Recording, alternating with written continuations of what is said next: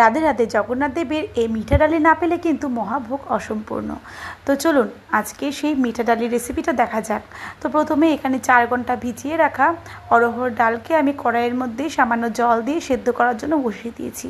আর তার মধ্যে দিয়ে দিয়েছি স্বাদমতো সন্দুক লবণ আর হাফ টেবিল চামচ হলুদ। এবার ঢাকা দিয়ে গ্যাসের আঁচটা মিডিয়াম টু হাই রেখে ডালটাকে সেদ্ধ করে নেব। এদিকে ডালের মধ্যে লাগবে নারকেল।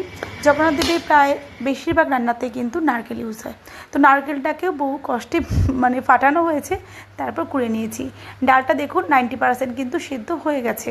এবার এর মধ্যে আমি অ্যাড করেছি গুড় আর দিয়ে দিচ্ছি জিরের গুঁড়ো। এই ডালের জন্য আলাদা করে কিন্তু সেরকম কোনো মশলা লাগবে না, যেটা আমি জিরে ভাজা গুঁড়ো করেছিলাম তো সেটাই এর মধ্যে মিশিয়ে দিয়েছি। এইবার ফোড়নের জন্য 2 টেবিল চামচ ঘি গরম করে তার মধ্যে হিং ফোড়ন দিয়েছি। আর হিংয়ের মধ্যে দিয়ে দিয়েছি গ্রেট করা আদা। আদা আর হিং ভালো করে ভেজে নিয়েছি যতক্ষণ না পর্যন্ত খুব সুন্দর একটা মিষ্টি গন্ধ বের হয়। তারপরে আদা আর হিং ভাজা হয়ে গেলে মিশিয়ে দিচ্ছি ডালের মধ্যে। তো রান্নাটা কিন্তু আমার হয়ে গেছে। এবার এর মধ্যে দিয়ে দেব নারকেল কোড়া। জগন্নাথ দেবের প্রত্যেকটা রান্নাই আমার ভীষণ পছন্দের। রান্নাগুলো যতটা সহজ আর তার স্বাদের কথা কি আর বলার অপেক্ষা রাখে। তো যাই হোক, ডালটা নামিয়ে নিচ্ছি। তো আপনারাও বাড়িতে বানান আর ঘরে বসে আনন্দবাজারের অপ্রাকৃত প্রসাদ রাধে রাধে। জগন্নাথ দেবের এই মিঠা ডালি না পেলে কিন্তু মহাভোগ অসম্পূর্ণ। তো চলুন আজকে সেই মিঠা ডালির রেসিপিটা দেখা যাক।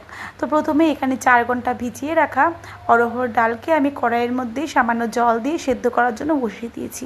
আর তার মধ্যে দিয়ে দিয়েছি স্বাদমতো সন্দুক লবণ আর হাফ টেবিল চামচ হলুদ। এবার ঢাকা দিয়ে গ্যাসের আঁচটা মিডিয়াম টু হাই রেখে ডালটাকে সেদ্ধ করে নেব। এদিকে ডালের মধ্যে লাগবে নারকেল। জগন্নাথ দেবের প্রায় বেশিরভাগ রান্নাতে কিন্তু নারকেল ইউজ হয়। তো নারকেলটাকেও বহু কষ্টে ফাটানো হয়েছে, তারপর কুড়ে নিয়েছি। ডালটা দেখুন 90% কিন্তু সেদ্ধ হয়ে গেছে। এবার এর মধ্যে আমি অ্যাড করেছি গুড় আর দিয়ে দিচ্ছি জিরের গুঁড়ো।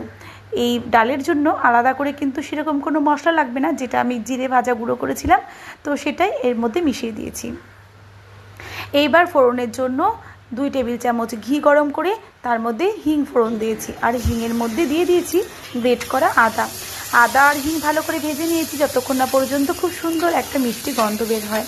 তারপরে আদা আর হিং ভাজা হয়ে গেলে মিশিয়ে দিচ্ছি ডালের মধ্যে। তো রান্নাটা কিন্তু আমার হয়ে গেছে। এবার এর মধ্যে দিয়ে দেব নারকেল কোড়া। জগন্নাথ দেবের প্রত্যেকটা রান্নাই আমার ভীষণ পছন্দের। রান্নাগুলো যতটা সহজ আর তার স্বাদের কথা কি আর বলার অপেক্ষা রাখে। তো যাই হোক, ডালটা নামিয়ে নিচ্ছি। তো আপনারাও বাড়িতে বানান আর ঘরে বসে আনন্দবাজারের অপ্রাকৃত প্রসাদ